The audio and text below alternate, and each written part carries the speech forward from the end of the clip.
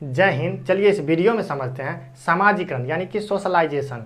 समाजीकरण क्या है, इसके कितने प्रकार हैं, इसकी इकाई, इसकी प्रक्रिया क्या यानी समाजीकरण कैसे होती है तथा इनके कितने अवस्था है, इन सभी चीज़ों को आज समझेंगे। ठीक, ये आप अगर समझ लेते हैं तो आपको सी-टेट तथा अन्य टेट से संबंधित जितने भी एग्जाम होते हैं उनमें आपको 2 से 3 नंबर देखने को मिल जाएगा। तो चलिए अच्छे से समझते हैं। ये एक छोटा सा टॉपिक है, इसको अच्छे से समझ लेते हैं। ठीक, सबसे पहली बात आती है कि समाजीकरण होता क्या है।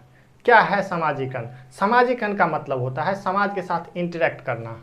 आप जिस समाज में रहते हो अपने ही समाज से कंपेयर करके इन चीज़ों को पढ़ो, आपको सब कुछ आसानी से समझ में आ जाएगा।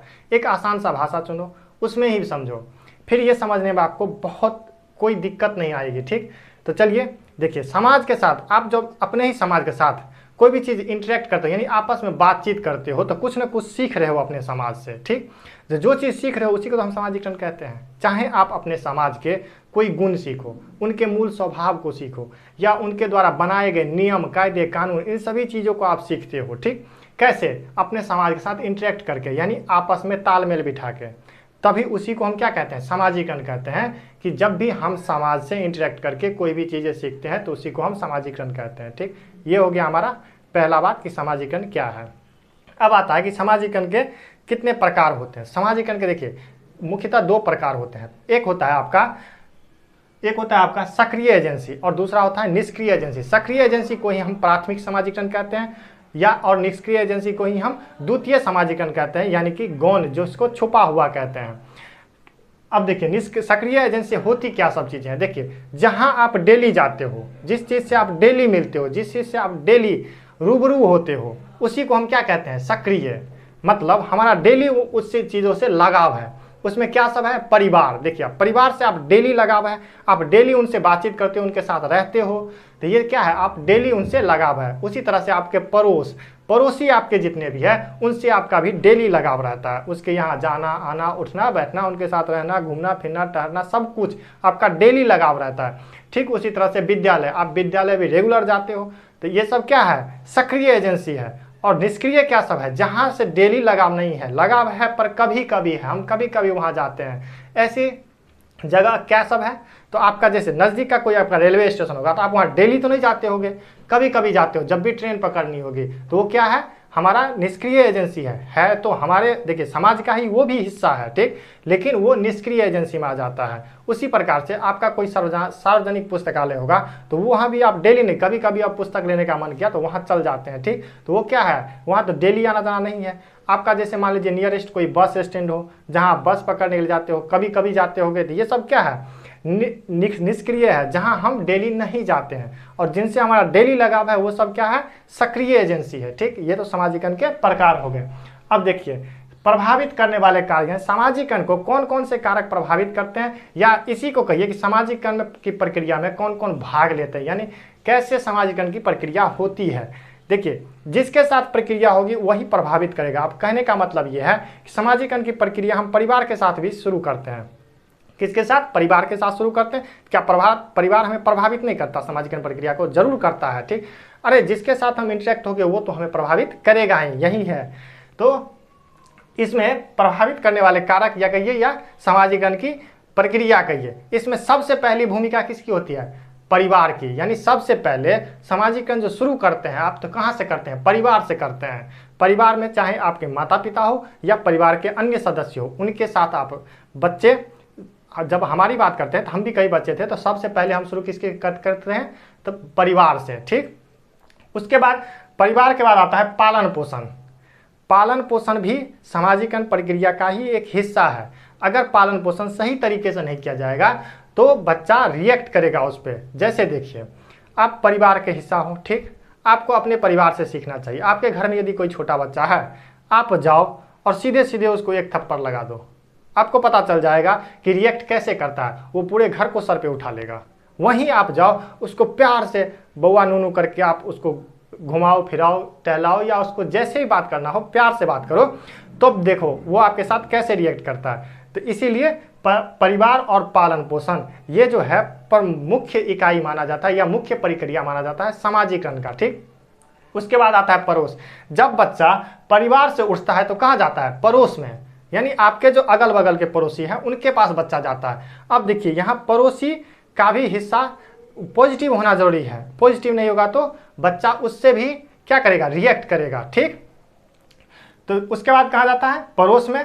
पड़ोस के बाद बच्चा जाता है कहाँ, स्कूल या विद्यालय। देखिए बीच में साथी लिखे हैं, साथी को हम पड़ोस और विद्यालय दोनों से उठा लेंगे। ठीक, उसके बाद कहाँ जाता है, स्कूल या विद्यालय में। तो विद्यालय का भी योगदान उतना ही होता है, मतलब सामाजिकरण की प्रक्रिया में विद्यालय का माहौल कैसा है, वहाँ पे किस किस प्रकार की व्यवस्थाएं हैं, इससे सामाजिकरण का प्रभाव पड़ता है। ठीक, जब बच्चा, इस दोनों के बाद बच्चा क्या चाहिए सामाजिकरण की प्रक्रिया में, साथी या दोस्त। देखिए ये भी प्रभावित करता है और ये भी सामाजिकरण का एक महत्वपूर्ण भूमिका है।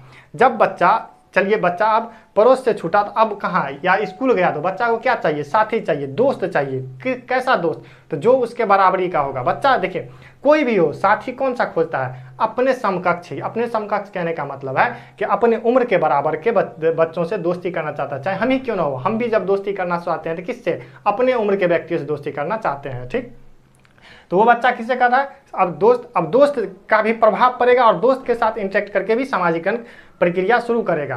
दोस्त के साथ बातचीत कर रहा है, अपने अपने बातों को एक दूसरे के सामने रख रहा है, क्या हो रहा है, सामाजिकरण हो रहा है। ठीक, और प्रभाव भी पड़ता है। अगर मान लीजिए कि कोई अच्छा एक लड़का है, उसका दोस्त अगर गलत है तो वो भी गलत हो जाता है कभी कभी। आप देखते होइएगा आपके नज़रों के सामने कोई अच्छा लड़का है और गलत संगति में पड़ गया तो वो गलत हो जाता है, मतलब प्रभावित भी होता है।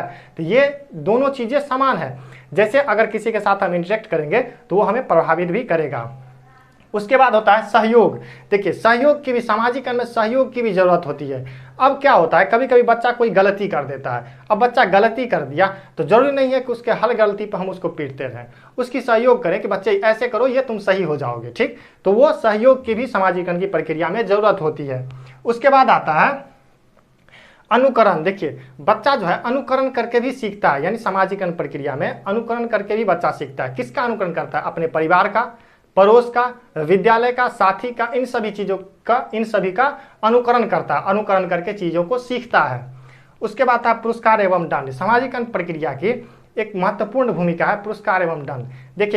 देखिए जैसे एक समाज है, उस समाज में अपने नियम कायदे कानून सब कुछ है। ठीक, अब उस समाज में कोई बच्चा है, वो बच्चा अगर अच्छा करेगा, यानी उसके जो नियम कायदे कानून है उनके अनुसार चलेगा तो उसको पुरस्कृत किया जाता है। पुरस्कृत का मतलब उसकी बड़ाई करेगा कि हाँ ये लड़का अच्छा है। अगर वो उसके नियम कायदे कानून को तोड़ देता है तो उसको क्या कहते हैं, अरे ये लड़का गलत कर रहा है, इसको दंडित करो। ठीक है, तो पुरस्कार एवं दंड भी सामाजिकरण प्रक्रिया का एक हिस्सा होता है। उसके बाद आता है इसकी इकाई या इसमें भूमिका, कौन कौन से ऐसे चीज़ें हैं जो इसमें भूमिका निभा करता है, यानी सामाजिकरण में भूमिका, अपनी अपनी भूमिका यानी अपना अपना योगदान देता है। तो सबसे पहला आता है परिवार। सबसे पहले अगर सामाजिकरण की प्रक्रिया शुरू होती है तो परिवार से ही शुरू होती है, जाहिर सी बात है। तो फिर भूमिका भी सबसे पहला किसका होगा, परिवार का ही होगा।